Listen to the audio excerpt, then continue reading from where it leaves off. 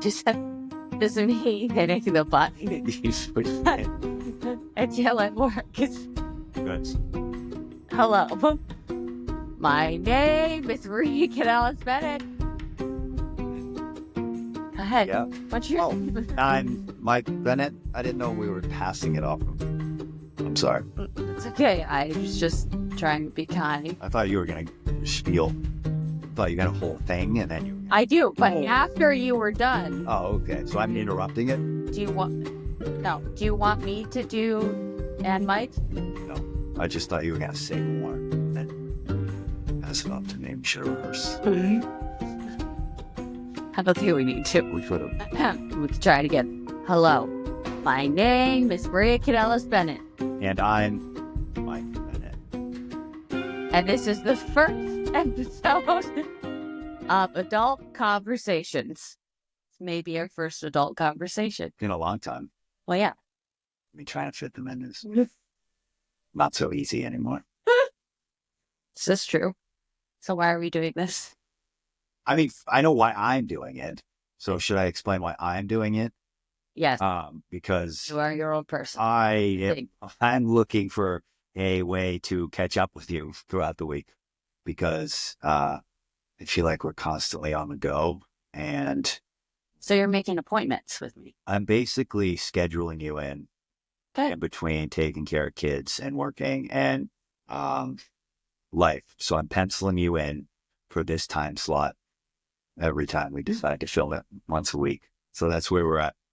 That's why I'm doing it. So I can pencil you in and see you more. Okay. And talk about things that aren't Paw Patrol or a bounce house or poop. Wiping butts. Or bills or life, but actually being able to discuss other things Okay. aren't so, I mean, I guess they can be life oriented, but I just want to have our daughter's hair on you. What else is there? I just want to have adult conversations. Mm-hmm. Yeah, the kids hate it. Well, we have to tell them. Yeah, we try to tell them that we're going to have an adult conversation, and they think. Do you think anyone else's kids do what our kids do when? Oh, I know. When we start talking, they either have a million questions or they just get louder. Do you think other couples have that? Because I feel like every time we decide to have an adult conversation or we're in the middle of an adult conversation, that our kids decide that that's when. So let me ask you this. They want to know why birds fly. Or why there's a certain lyric in a song. Yes. Or why their poop is blue.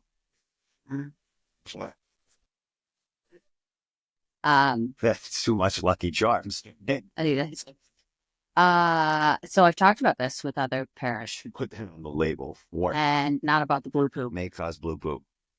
I mean, with all the stuff that they put in food, yes. Blue poop. Yeah, blue poop. That is an option that you have during the week. You just have to eat the right things. It could be a very colorful week sometimes. No, other parents, they definitely have the same problem. I talked to my sister about this. Good. And about how, it's hard to get in those conversations. And also you have to be careful because they take everything to heart. And they're like, oh, what did you mean by that? There's going to be a storm later this week. Or what did you mean about the 72 plane crashes that have been happening lately? Or what is that going to happen to us? Or, so it's really hard to have those conversations, in-depth conversations when they're around. Yes. And especially with our daughter, it feels like, because she's very intuitive and she wants to know. And she knows when we're having those conversations. She's like, no, you can do this. Feel like with our son, we'll say it and he'll, okay, that's why it's raining. I got it, Dad. Cool. Our daughter will just question everything. Just keep going and keep going. See, but that's safety. We are literally. I'm not saying it's a bad thing. It's what is the part of the brain that is your emotion? Something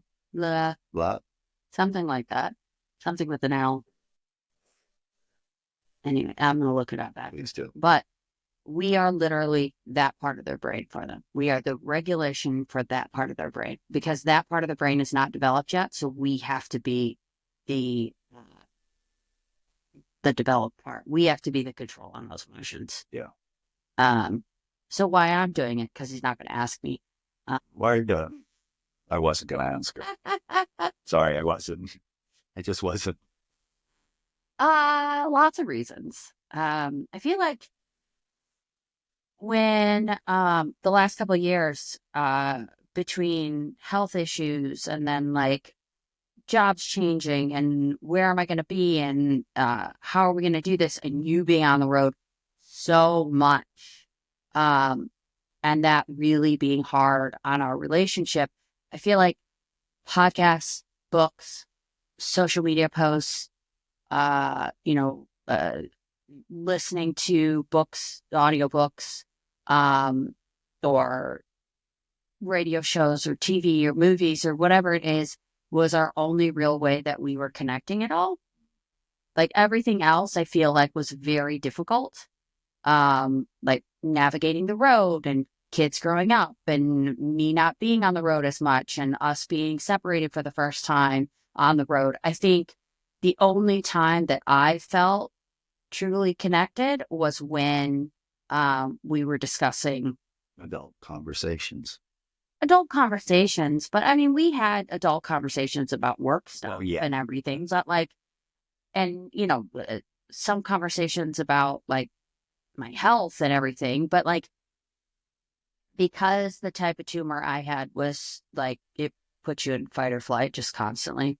I'm sure we'll talk more about that at some point, but I was always very, very stressed out for like 2 years or more. I'm not exactly sure when this thing started to grow. And so, because of that, the only time I felt really connected was through those other things and sending stuff to each other. Trying not to reach the microphone. I'm sorry. Cover it. Cover this microphone. It's my coffee. I'm sorry. I was really interested in what you were saying. I was trying to... I believe it. Yes. No. Yeah. I'm good. I'm clear. Take it away, boss. Sorry. So, in this, we are going to have adult conversations, but we're going to talk about different podcasts we listen to and parenting and talking about, being on the road, being away from each other, but also trying to put fitness into it and the books that we read and the things that have helped us. And then also just personal growth. I was trying to do all P's, like podcasts, personal growth, parenting, but I didn't get there. Yeah. Sorry. Mm-hmm. There's no more. I know there's more. I had them all upstairs. You could have said psychology. That would have been really cool. Because it starts with a P. But it doesn't sound like a P. Yeah, but that's my brain. So, podcasts, personal growth, parenting, and Psychology. Plus Psychology. that was my attempt. Plus psychology. Mm-hmm. Like Piscati. Mm-hmm. See? So what have you been up to? A lot of family time. Mm-hmm. I feel like I've done a lot of self-discovery lately, which has been interesting for me. Mm-hmm. A lot of trying to figure out who I am. Mm-hmm. A lot of trying to figure out what I want out of this life. I feel like I'm in my kind of like my incognito phase. I think that's why I have my hoodie on, because I just kind of want to be left the fuck alone. Like I just want to be left alone. Hard to get. No, but I just want to be left. I want to figure out my life with my family, take care of my family. And like, I feel like I spent so much of my life trying to chase a dream and put myself in the public eye and do all this stuff. And now I just want to wrestle. And then everything else, I just want to be left the fuck alone. Like I'm just a wrestler who just wants to take care of his family. Mm-hmm. And like, I used to think that meant being content, but I'm learning that that's just what I want out of life. Mm-hmm. And I think I'm chasing that more and more. You're complacent. Yeah. And I don't think it's complacent at all. I have the privilege to actually do what I love for a living, which is wrestle.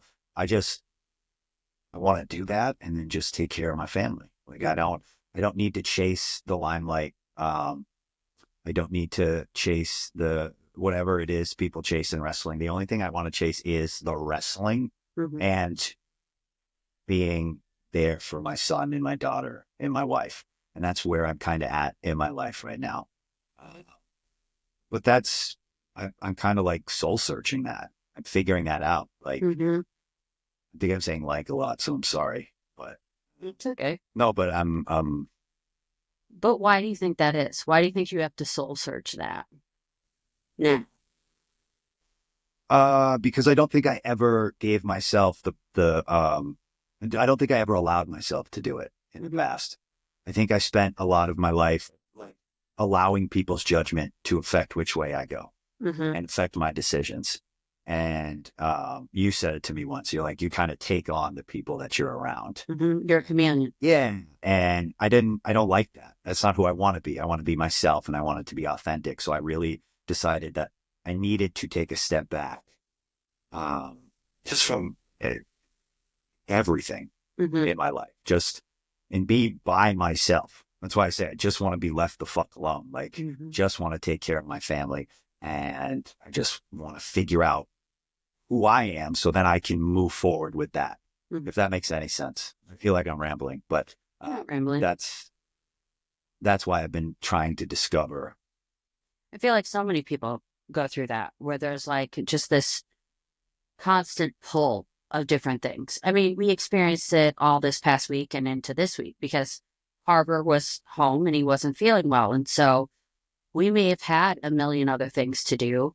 I had a photo shoot on Monday and Tuesday of last week, and then you were home with Carver all day on Tuesday. And it's like, you can't get to that part of your life. You can't get to the what's next.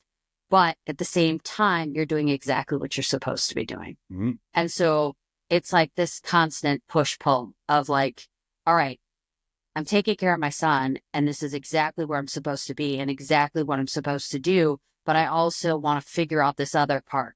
And, and then like the week goes on, and then, I'm home and we're together, and then we're watching Carver together. And I think there was even a weather day last week, wasn't it? Wednesday. There was a holiday, there was a weather day, there was sickness. So it was just like this constant thing of, okay, I have this over here that I'm trying to figure out, I'm trying to do, but then I also have my son that, they're the most important things in the world, our children. And it's like, you have to find that balance. And I feel like, especially when you are going through the newborn phase and, when they need you for every single thing, you kind of put all of your emotions and all of your goals and like your internal work that you need to do on hold. Well, your identity essentially becomes that. Yeah. It has to. Mm-hmm. Or they won't survive. You literally have to keep them alive. Yeah. And you become. So you have to. Yeah, you have. And I feel like that was really hard for you because it coincided with your recovery. Yes. So it was like you came out that you had this addiction. Then we found out we were pregnant 2 weeks later. Then I'm pregnant and you're on the road full time. And so you can't really figure out your emotions during that time because you're on the road full time and I'm pregnant. We're going to all these doctor's appointments and like making sure that Carver's, or Freddie was all good at the time while I was pregnant. And then, we have Freddie and we're in that phase of the newborn phase. And then we have Carver and we're still going through all. I'm just trying to work on myself. And it's just not happening. I found moments, I had to figure it out. I go through stretches where I get my ass up really early in the morning just so I have time to think. Or meditate. like lately, stay up way too late. better to get up early than stay up too late. Mhm. Finding that balance. But yeah, that was tough to try to figure out. And now I feel like we're in that place of like you're being able to figure that part of it out, Yes. and having the time. But I think I also I'm creating that space. Like I want to figure that out now too. Hmm. Where I think early on in my recovery or whatever it was, I feel like I said I wanted to, Hmm. but I didn't actually, like, this is what you say. Okay, cool. I'll say it and then I'll feel it. And I had to actually want it. And I do think saying it enough, you put it out there in the universe. If you just constantly think it, you're going to aim in that direction and go in that direction. So, but I think now, I think I'm finally at a place where I'm like, oh no, I want to know who I am. I want to figure all this stuff out. I want to be left alone and figure it out. And Hmm. I don't want, I don't want to hear the outside noise. Hmm. I just want to know. Yeah. I mean, that like, so when I was reading Stillness is Key, that was a lot of um, a lot of what he was writing about was like making space to figure it out, Mhm. and allowing there to be the wilderness and allowing there to be that time where you go away so you can come back in full force or even stronger than you were before because, you were able to figure out something in your own life and your own journey. And that's been my journey for the last 2 years because I was alone so much. And like, when you go on the road, yeah, sure, there's a ton of alone time too, but there was a lot of alone time for me where it was like days where I wouldn't see people other than the kids at night. And so it was like, okay, am I when I'm not, on the road with wrestling? Who am I when I'm, trying to figure out, okay, I got to drop the kids off here and I've got to pick them up at this time and then I've got to take them there and I've got to get the laundry done and I've got to all this stuff. And am I still me without the glitz and the glam of getting all fancy for wrestling? And that was interesting. And like trying to make new connections with people, when I would go to pick up the kids or take them to a birthday party or whatever and like fit in with that kind of stuff. Yeah, because I wasn't and I've It wasn't part of your world. no, and I've never liked small talk. Small talk has always been fairly difficult for me because I'm like, let's just get to the fucking point. But like I feel like um I've grown to enjoy those connections. I've grown to enjoy, um, you know, recognizing the people that I'm around all the time with the kids and, um, having those small talk conversations and really just instead of trying to get to the next thing, just living in that moment Mhm. of like, okay, I'm here and this is what my job is right now. And this is what my life is about is taking care of these little beings. And um, as my contract was coming up, I was very much like, I, I, I went back and forth. I'm like, okay, what do I want to do next? Where do I want to go? Do I want to do this? Do I want to, try and fight for this company or go this way and at the end of the day, I kind of took a step back and was just like, you know what? I don't think I want that right now. Like Yeah. I want to be mom and I want that to be enough, but I also want to find fulfillment in other things that I'm super passionate about. And like if the right opportunity comes around and like there is an opportunity of whether it be a couple months of doing something in wrestling or like to help out somewhere or do a camp or that kind of stuff, I'm not going to say no, but at the same time it's just not where I want to be. It was like, the rumble happened and, would it be cool to go and do the rumble? Yes. But at the same time, I was kind of like, don't call me, don't call me, don't call me, don't call me. because it was like, I was doing this back and forth of like, okay, do I want to jump back in there? I don't know. And I kind of want to figure that out before I jump back into something. And, I want to figure out these other things that I'm super passionate about. I want to figure out, do I want to continue, being a florist and, creating these amazing days for people, or do I want to, yes, what else would I want to do? Like, I still love doing photo shoots. I still love styling photo shoots, but, do I want to move more in a stylist direction? It's like this thing of like, I'm trying to give myself time and space to think about what I want. Because so many times I feel like, okay, contract's up. Oh my God, I got to find another contract and I got to blah, blah, blah. And it's like this like panic. And I've done it so many times and I just don't know if that's what I want right now, Sure. you know? Yeah. And of course, like anything can change and, I can have a, Do you find out like you're having a hard time making peace with it, or you are making peace with it? I feel like I'm making peace with it now. There was a while I wasn't making peace with it. There was a while I was angry. I was very, very angry.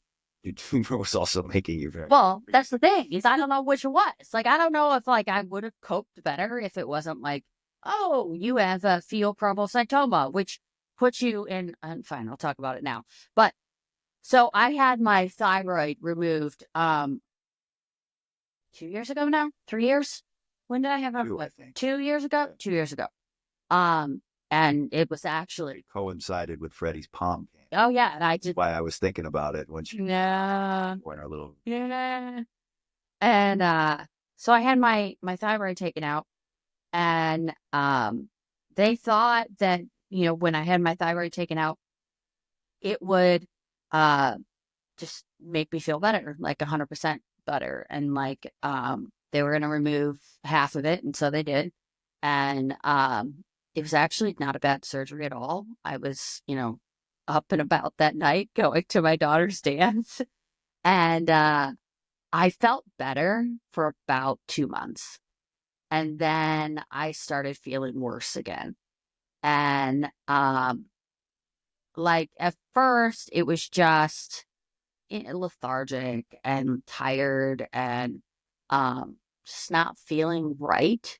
And then it started getting worse to where it was like panicky. And I am a person that doesn't like to say like, hey, I'm having an anxiety attack. It's all for me. We save that for me in this relationship. I take. I mean, anyone seen Inside Out 2? It's anxiety. Like her too. Uh, and so I'm not one to say or admit that, hey, I have anxiety, but that's definitely what it was. Um, and like it's so it makes you tired, it makes you wake up in the middle of the night, it makes you feel like someone's constantly trying to get you, which is great when you're home with two kids at night. And they just don't want to go to bed. And you just want to get to bed because you're panicking and they're panicking because they can feel your energy. And I was by myself so much. So it was just like this constant panic attack. And then I just didn't have any energy to go to the gym. And when I did go to the gym, it was like it's very lackadaisical, didn't want to do it. And then my heart started like going crazy. So I was getting a nice 160 beats per minute. You were up. Sometimes for no reason. And then I also, my blood pressure went up, but it's funny because, not funny, funny now, but not funny then. I think it's funny to you. You're allowed. That's allowed. It's funny. Life is funny. It's how we get through it. Life is fucking funny. So It's all like funny. I always had very low blood pressure. So like super low. to the effect of like people would make a joke, like, "Are you dead?" Because It's funny. be like 70 something over 50. Like it was ridiculous. Zombie blood pressure. So then it went up 10 points. And to me, I'm like freaking out. I'm like, what is this? It's 101 over, 87 or whatever I would get sometimes. I was like, oh my gosh, it's so high. And then I would tell my doctor, and the one doctor, and he was like, that's not, your blood pressure's fine. You're fine. And like, then they started telling me, oh, you're going into perimenopause, and oh, you're just getting older, and oh, it's this, and oh, I'm like, no, something is wrong. And I kept telling them, and my fingers were going numb, and my feet were going numb, and I thought I had like this, that I had this old injury where it was like I wrestled. Injury? Yeah, like I had an old wrestling injury that never healed, and maybe I re-broke something. Or so I was like, okay. So we did the scans down my back, and we do these scans, and they're like, oh, you have a tumor on your kidney, which is really bad if you have a tumor on your kidney. And I was like, oh, I'm going to die. Okay, great. Like, we'll just start planning for, my demise. And You know what really helps when you get a diagnosis like that? what? Looking at it online. Well, see, I don't do Oh, this thing. I don't do the like doom scrolling of like, oh, what does this say? Like, I live by it. I know you do. And it drives me insane because I'm like, oh, we were having a good day. And you're like, oh, I found this wart on my butt and I think it's a tumor. And I'm like, yeah, Just a what? Are you? And I come over and scrape it off. I'm like, no, it's chocolate from last night. So cheese it. Yes. Still good. Ew. So anyways, so this guy over here, he does that, and then he like reverts it back to me, and it's like trying to act like he's all stoic and stuff, and I'm like, why are you reading that? Like, not gonna. You're not helpful. And meanwhile, like we're never seeing each other, and so I'm at home, like hiding under The thing covers. is too, though, when you read those, you only read like it could be 99% positive about what your diagnosis could be, and you'll somehow harp, or you, I mean me, you'll somehow harp on the 1%. And a sport that literally causes you to be in panic mode. And I feel like you are still in more panic than I was.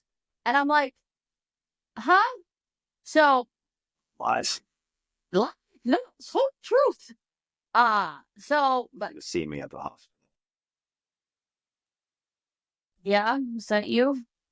No, you were like half dead. You were like a zombie because you were driving back and forth to TV trying to make sure that you were doing something with Beast. And anyways, Frank Mortos. What is that? What it was? Mortos. Okay. They're telling you raw. Great. So you were literally Your tumor. my tumor. Okay. So they find this tumor. They think it's on my kidney. Come to find out, it was not. It was on my adrenal gland. I have to go to a specialist. Instantly, they're like, "Huh, these other symptoms that you had, maybe we should pay attention to them because tingling hands and feet, and your blood pressure and your heart rate, and waking up in the middle of the night, and all this stuff." Literally, it points to this incredibly rare tumor called a pheochromocytoma. 1 to 8 people out of a million get it. So, like, it's just this weird thing that happened to me. And Played the lottery. then I have to get on these alpha and beta blockers, first the alpha, then the beta blockers for a month to make sure I don't have a heart attack and die on the table when I'm getting surgery. So I'm going through all of that chaos, and I like at the same time I was also dealing with not being on the road with you guys and not being on the road period, and not really knowing my direction of like, okay, where am I going to go next with my career? And so I think I've just been dealing with it now for longer than you have. And I feel like when I was trying to deal with it, you would start like sending me like podcasts and stuff. And at first I got really angry. So mad at me. I put it's a tumor. Oh, It's my tumor. yeah, easy for them to say. Oh, Just listen. Just, I don't think I could. you know, you, I don't think I could. I think it was like literally impossible for me to hear anything because I had. you were literally a different person after the surgery. Like after you got through the recovery phase, which was difficult because of your neck and your head, um, you were a different person. Like instantly, your mood was just totally different. Like the things that would agitate you Didn't think I was gonna die anymore. didn't. Yeah, but it wasn't even.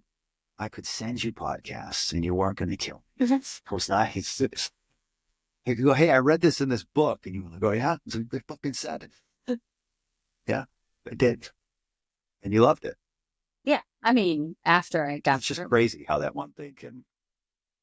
Yeah, but make you those go so blind. those tumors, they had to take out my entire adrenal gland on my left side. So now I'm dealing with half, Just splashing myself. which is super, I'm good. Thank you. super fun. Much anyways. I can't see it. Yeah, that's the point. But I mean, it's great for me now trying to fix Alone. what I'm hiding. you try and hide around me. I do. It's very funny. I remember it was like 2 months ago or something. I was at TV and I had my hoodie on, my hat, and my sunglasses. And Zane was like, "You look like you're hiding from something." I'm like, "I'm in my incognito phase." Zane is Sure. producer, director, editor, jack of all trades at AEW, and he's all Absolutely lost. But yeah, Really good. so I've been in my incognito phase for a little bit now. I'm getting there. Mm-hmm. Leave me the fuck alone. Mm-hmm. I like that phase. Yeah. I figure if Taylor Swift can have all these eras, I can have a phase. You have your leave me the fuck alone. I'm in the leave me the fuck alone era. That'd be a great tour. No one would show up. Speak you on stage, entertaining yourself. See, leave me the fuck alone. I'm gonna copyright it. Nobody steal it. Okay. I don't think there's Keep interrupting your story of your tumor. It's okay. It's a very long You story. hear that? That was my ankle cracking. Mhm. Holy They heard it. smile. That's not a word. Holy cow. I was gonna say smokes and cow, and I came out with smile, and I broke my ankle all at the same time. Yeah. So that was not fun. It was really sucky. No, that was a difficult.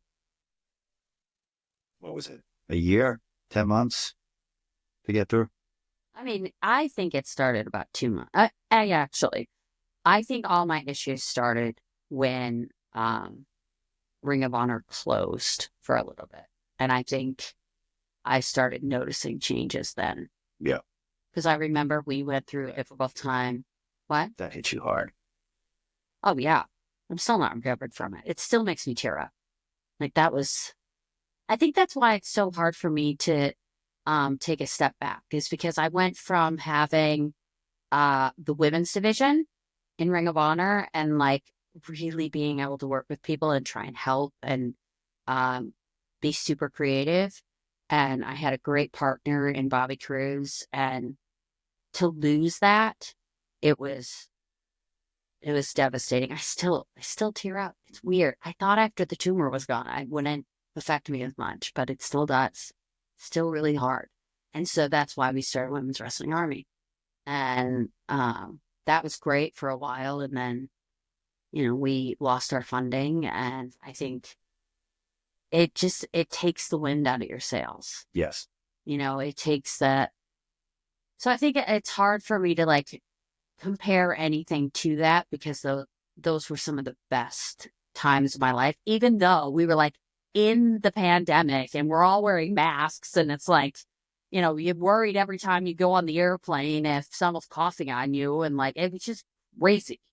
And like you're worried everything's gonna get shut down again as we were coming out of it, and then it was like You're worried about what you're taking home to your kids. yeah, we had a newborn like during That time sucked. No, well, that's I shouldn't say that.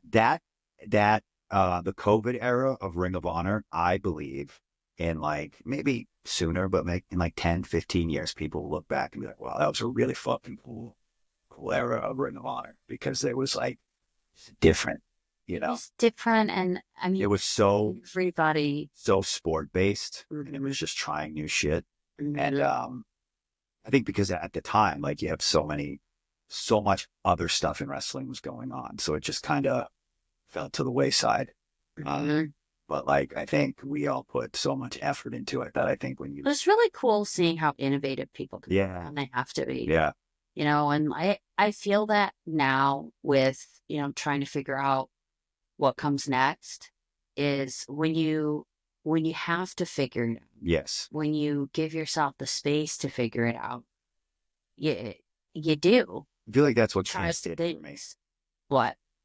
It's like you got to figure it out now. Oh, well, You have to. You don't have a choice. see, you band-aid it at first. Yeah, of course. Like, I think you put a band-aid on a lot of past traumas so that you could get through the newborn phase and get through, that time of our lives and get through COVID and get through all of that. And I feel like now is the time that you really feel um, like you're getting through it or getting better, or, you know what I mean? Figuring it out. Mhm.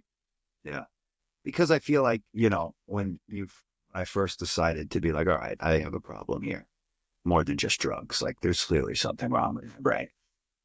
you know, I feel like you're always getting better the more you're not doing that bad habit. Mhm. But I feel like it's not until you decide to do like the deep and the dirty work Mhm. that you truly get better. And Mhm. I don't think I was doing the deep and the dirty work until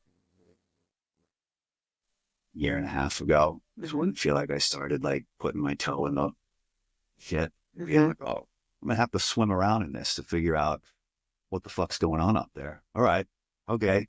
I And but then it's sorry, no, and okay. it's scary, but then also like pushing past that scariness and having a breakthrough, and then getting excited about that and being like, oh, the more I push through difficult shit, the better it feels. And Mhm. the more I'll understand. And then the more you understand yourself, the more like you're like, no, I don't like that. Yes, I do like that. It's all like this connection of where I feel like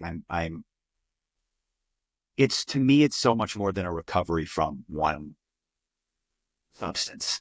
It's a recovery of like, it's more of a discovery. Mhm. Does it sound really corny? I'm not trying to come up with phrases here, but it's like, it's not a recovery, it's a discovery because I'm actually for the first time discovering who I am and what I want and Mhm. what I'm looking for out of life. And it's because I wanted to get clean, because I didn't want to do drugs. And like, that was like, oh, well, that led to why are you doing drugs? And then why are you doing drugs led to, oh, because you're an addict. Okay, well, why are you an addict? Okay, well, you're not just addicted to painkillers, like you're an addict. So you'll find something else. And I have in the meantime, I latch on to energy drinks or a Zyn at one point. Like you just latch on to things because you're an addict. But the gym, Or the gym, or you you become had obsessive about some things. But like the gym was a fun one for me because you would spend so much time.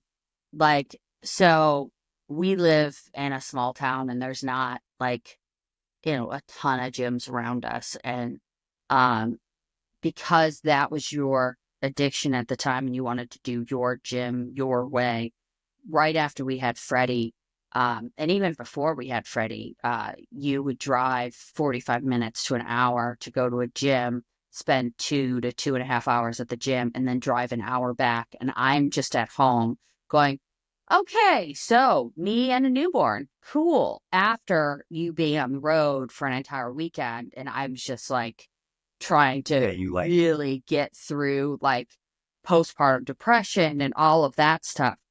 So like that was all um I mean, I guess there's been a lot of times where I've been by myself. And I think like now that we're not on the road together too, I think an animal just like probably my food brand out of stuff. Rocky Raccoon. um but I think now more than ever we're both able to address it and like address what comes along with being a person with an addictive personality. Yes. And being honest with it too. Hmm. But that's kind of what I mean by like, stepping in the shit, like being able to be like, we talk about it now and I'll joke about it, but it's like, yeah, you become obsessed with that one thing.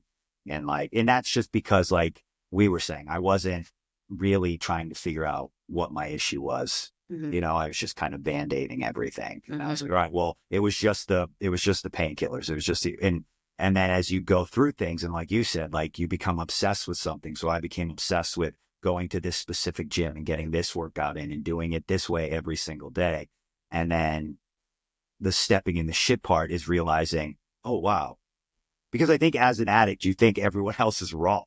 Like, what the fuck are you yelling at me? Stop. I'm not doing anything wrong. I'm just working. Well, yeah, but you're gone and you're now addicted to this, or, well, at least it's not opiate. Well, that doesn't help. So I feel like, um, I don't know. I lost my train of thought But I think all the time. anything that is uh causing you despair if you're not able to do it the exact way that you want to do it every day, Yes. latch on to so much that you react a certain way, I don't think is great for you. Yes. And I think we all have it. I think we all have our addictions. I think we all have something that we get super attached to. But I think it's managing that. I think it's managing, these things that we want to do in relation to the things that we need to do and the people that need us. Um, I think Figure out that by why you're becoming addicted. What is it? It's always, at least for me, it always feels like it's masking something. yeah. It's numbing something. Mhm. I think like about when we got in the argument. Like I think working out all the time is a way of not having to think Mhm. about your problems. Well, it's also something that you can do so you feel like you're doing something, but it's not necessarily helping your situation. Exactly. I mean, and now your workouts have gone from 2.5 hours, 3 hours down to, an hour, sometimes an hour and 15 to an hour and a half. And it's right down the street. And if you don't get to the gym, you're not panicking about it.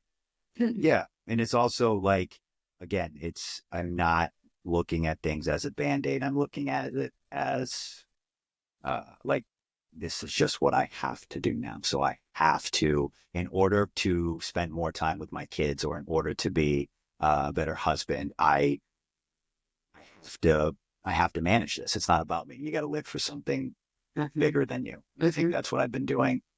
Yeah. He's trying to lean into that more. I think that's kind of the I think it's always a journey. Like it never finished. I always used to think like I'm just gonna get to the end. I'm just gonna, and that that's just not realistic. Like you never finish life until you're dead, and that's like, like that's my quote. you never finish life till you're dead. Perfect. I mean, Plaster it on t-shirts. is the truth though. Like, so you're always a work in progress until you're dead. Yeah. And because you always have the opportunity to fix things or change things about yourself that you don't like, or even if you're in your 90s, you can still be active in some way or another. And I always find that fascinating, and I find those people the most inspiring. That they're like, I'm picking up painting, and by the way, I'm 95, and I'm like. Nice. And like it's amazing to me, my stomach's growling so loud. Wow. I thought that was like a fun outside. That was you, huh? Yeah, that's me. I was Still trying to figure out this metabolism. Why are they plowing the roads? It's not. Doing it. Yeah. So I remember when we got in an argument in McDonald's, and we ended up going home from there, and I told you you were selfish. Mm-hmm. And I remember like soon after that is when you started really diving into reading. And one of the first ones you read was "The Obstacle Is the Way." See, I have what is it called? For what's it called when you have Eyeballs. visual displays? No, A visual display. a visual Exhibit. display, Exhibit A. And I read it recently, and I think it was really helpful to me. I like "Stillness is Key" a little bit better for this time of my life, but I really like this. He says the best way out is always through, and I agree to that. I love reading out loud. She loves it. She loves it. That's actually part of the reason why I want to do this podcast, because it is one of the most difficult things in the world for me. And I figure if I do it in front of all of you lovely people, then I will not be so fearful anymore. Some episodes, she's just going to read the dictionary. It's going to be Yeah. wild. What a ride. And I agree to that, or insofar as I can see no way out but through. And that's Robert Frost. And I love that, because so many times when we are in it, when we're in the shit, we think that's it. That's the finish. It's like that saying about the only difference between someone that's successful and someone that failed is they tried one more time. Mm-hmm. You know, you don't. So many people finish too early. So many people stop before they reach the top of the mountain, before they hit the point of like the avalanche into success. You know, we get caught up on these overnight superstars, overnight whatevers. And you know, I was 22. Actually I was younger. I was right around I think 21 when I was first on TV. And it's crazy, you know, sometimes thinking like, okay, was that the peak? You know, was that my moment of success? Was that, you know, in 22 I was on live television, and you know, I was on the road with WWE 300 days a year. I was in the ring with The Rock and Stone Cold Steve Austin and Hulk Hogan and all of that. And like, to think that that was the peak of my life. And a lot of people would look at that and say that's the peak. And this is one of the things that I've had to overcome, is that that wasn't the peak. That was the beginning. And now, no matter what shit we've gone through, like, you just have to keep going forward. You can't give up on these other dreams because, well, you were able to do this so early on, so that's the end. One of the books I read talks about how you either are always nostalgic about your past, or you become the teacher of or in your future.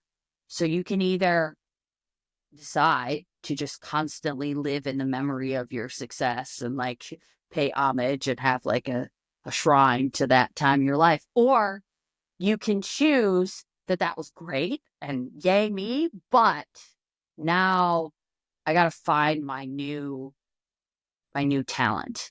And a lot of people, like, they don't become the teacher, and they don't become the person that goes, back in my day. Well, I think it's hard.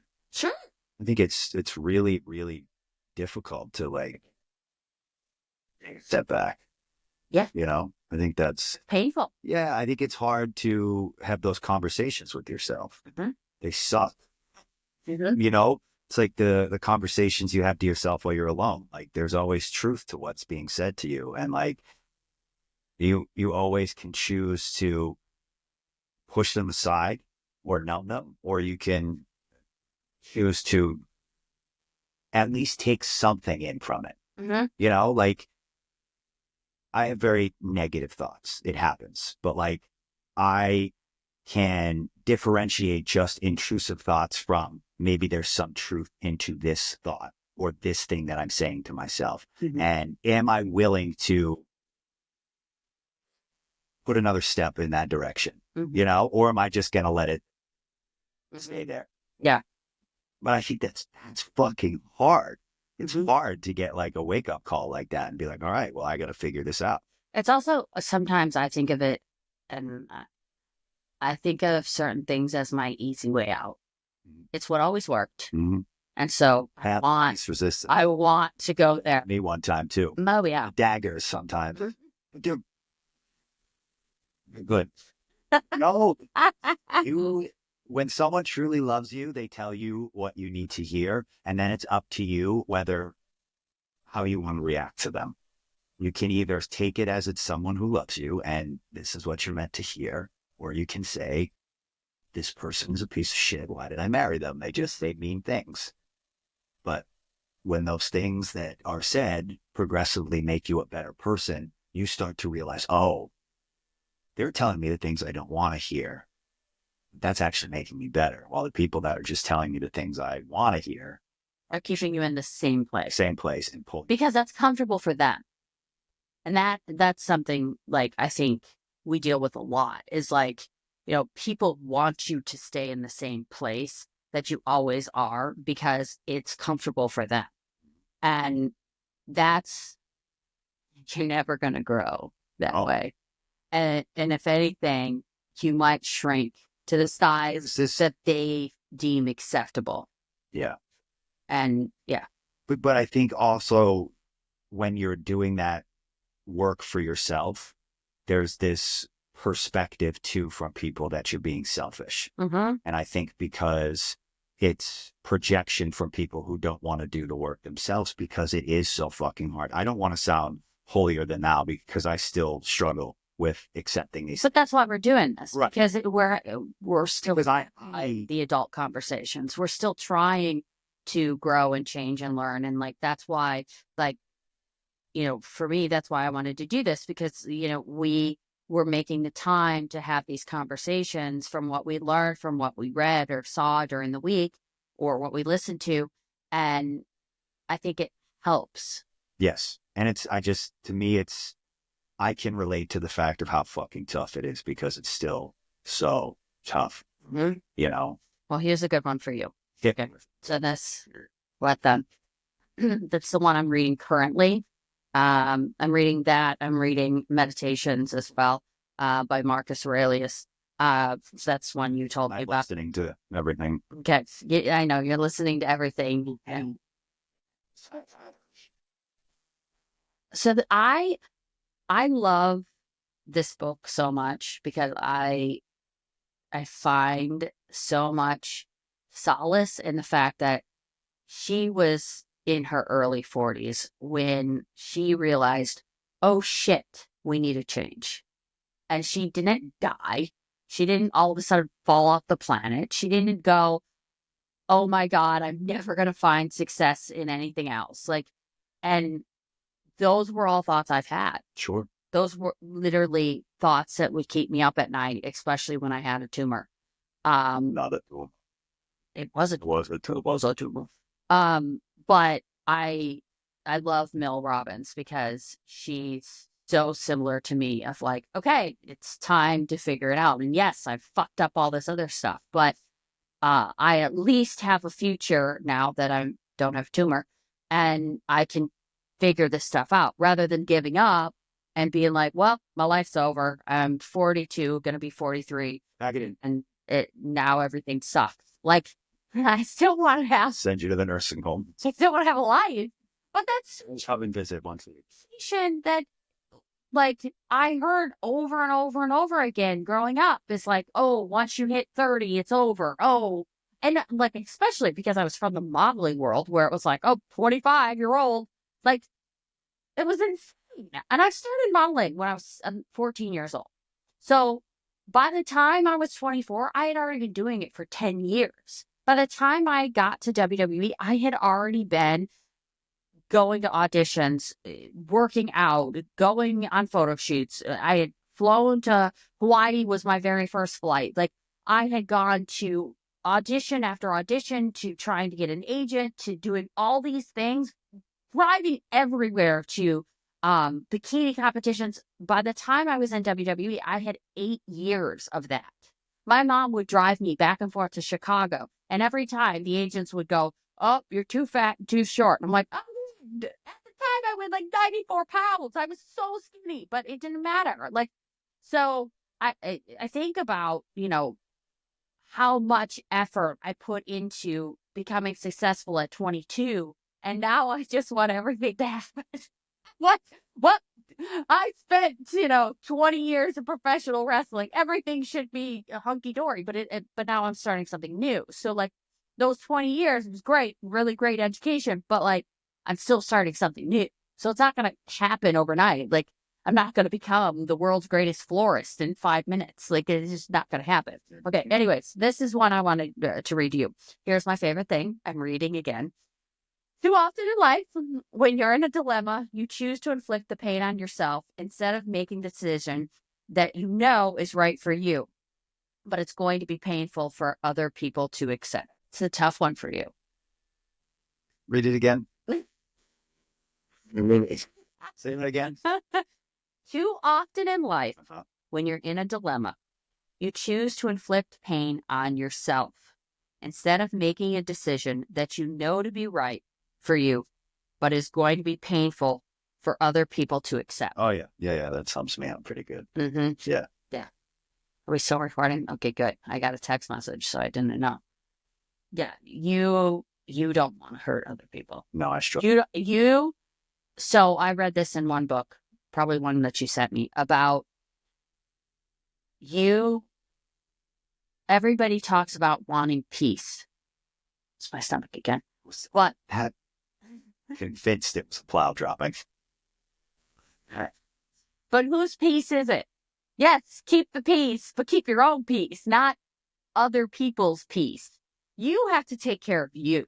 Because if you don't, then you're just lying to people. Like, you're literally like, oh, I want that. And that's like, no, you don't. Yeah. You don't want that. I think that's why I struggled so much figuring out who I was. It's because I'm a people pleaser. And so like you go out of your way to make to make others feel comfortable at your own expense. Mm-hmm. But then you can't always. But that's one of those really fucking difficult conversations you have to have with yourself that I've had with myself and I still have with myself, because it's not an easy one to be like, oh yeah, you try to please everyone and you try not to have that confrontation. But what always happens with that? What? Trying to please everyone. Oh, you piss everyone off. Yeah. Or pisses someone off and then someone else gets off. Gets off. No. Come on now. Adult conversation. Conversations. But yeah. What? That's it. All right. I'm done. Okay. Quit. Not done yet. All right. I think we'll go make lunch. That one of the best. I'm so hungry, obviously. One of the best things that you have done over the last, I don't know, 6 months or something, is really worked on being honest. Even the uncomfortable shit. Because it would be the stupidest thing. Did you have cookies last night? Maybe one. All the cookies are gone. You obviously ate all of the cookies. Why are you lying when, literally there's physical evidence? And the mouse in our kitchen right now is yeah, so that was the mouse. What? You lied for nothing. What I've learned is if you don't have truth or honesty, you have nothing. Integrity. Yeah. Integrity's been a big thing since the last couple of years for me. Is if you don't have that, you don't have anything. I don't think people realize how much that hurts them. It doesn't just, when you're not honest and truthful, it doesn't just hurt the person you're not honest and truthful with, but it more hurts you because you're not living to the person that you can be. And I just feel like. And there's no boundaries then. It's literally people think they can walk all over you because you've never expressed your opinion. Yeah. They think they can walk all over you because you've never stood up for yourself and said, no, that really is not what I want. Or, no, I can't make that meeting. Or, no, I can't go with you to such and such because I really I wanted to go and do this. Or I already had something for my kids that day. Or I already, planned to do X, Y, and Z. And so you can't commit to whatever it is they're asking you about. And they're still going to be angry. Of course.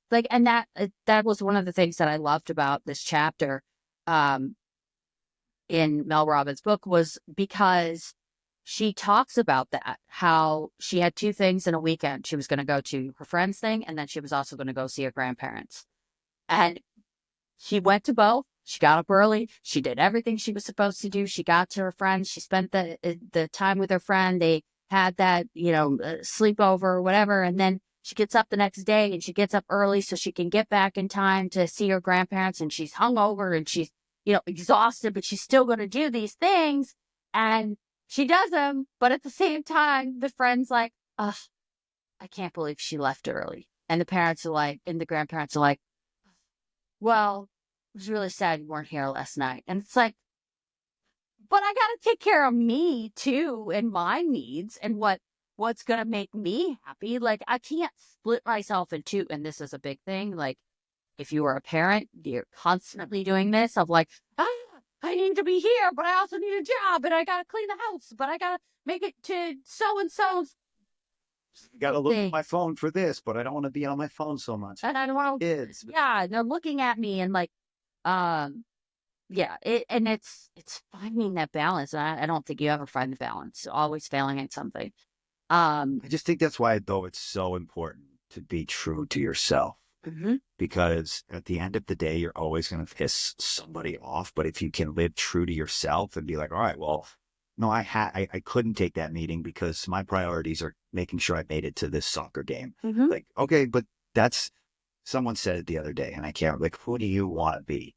And then live in that direction. Mm-hmm. And so it's like, so if you have. It's not Chris Williamson's podcast, I'm pretty sure. Yes, the blue. Yeah. Yeah. Something with an S. Yeah. He's got a new book out, Mm-hmm. 5 Types of Wealth. Mm-hmm. It's like, be that person. Yeah. And then, who do you want to be in that moment? So like, yeah, you have this meeting or whatever with a friend, but you also have your kid's soccer game. Yeah, this would be fun to do, but who do you want to be? You want to be a good dad. Yeah. And it's like, if you can live true to that, then you're okay knowing, okay, so-and-so B is going to be upset that I didn't take this meeting, and that's something I struggle with. Is like, I think there's 2 choices and I can please both choices, you know, and then no one is happy. No one's happy. It's including, especially me. Yeah, because you just have anxiety. Yeah, because now I'm like, oh, well, which one am I? Okay, who's going to be? Are they mad at me? Are they mad? And you put it off too. Yeah. You're like, I'm not going to tell anybody that I'm not coming because you don't then nobody can get mad at me. And it's like, well, they're still going to get mad at you. Eventually, the event is going to happen. The meeting is going to happen that you weren't there, that you didn't tell them in advance so you could have the conversation. But that's been really like actually helpful with our kids because you have to have that conversation with them in advance because otherwise they're just disappointed. Mm-hmm. And yeah, I think it's really, really tough to find that balance. And I think that's probably something we're going to talk about a lot is while you're fixing yourself, while you're trying to become, a better person, you're going to fail. It's hard. And your kids are going to therapy either way. Like, even if you do everything right, I feel like they're still going to therapy, for something, or they're going to have to talk it through, or they're going to have to, figure out another. I do have to say this. I was super proud of Freddie the other day at gymnastics when her friend was struggling with doing cartwheels. And Freddie said to her, you're supposed to be bad at it when you first start. That's how you get better, is you keep trying. And I was like, okay, like, I love that she has that at such a young age. Like, and I feel like I always try to tell her that. And sometimes I feel like she's not listening. And so last night when she said that, I was like, okay, yeah, you're supposed to suck. It's supposed to be difficult. Yeah. That's the reward of getting over the shit. It's like stepping in the shit. You don't want to step in the shit. Okay. You have to. But you have to in order to make it where you want to go. You have to. All right. We probably should cut this off. But I want to end it with this. It's time to grow up and act like a mature adult. You grow up. Let's push yourself.